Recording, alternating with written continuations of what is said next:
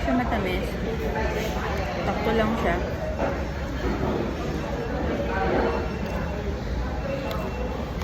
Natin ito. Tayo mo.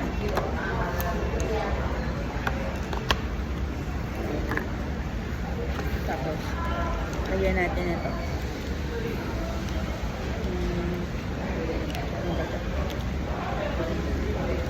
Hindi ko alam kung tama ba itong ginagawa ko sa buhay, no? Nag-exercise ako pero kumakain ako ng mga unhealthy.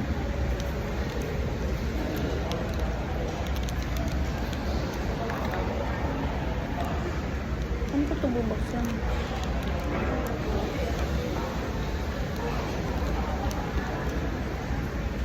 Yun, meron pala sa gilid. Kasi tinitingnan kasi. Dito ako sa lower ground pantry dito sa office.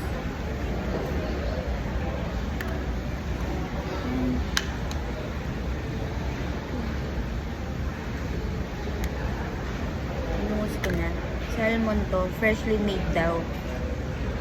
May nagtitinda kasi doon sa sa floor mismo namin. First time in my 2 years here, first time may nagtinda.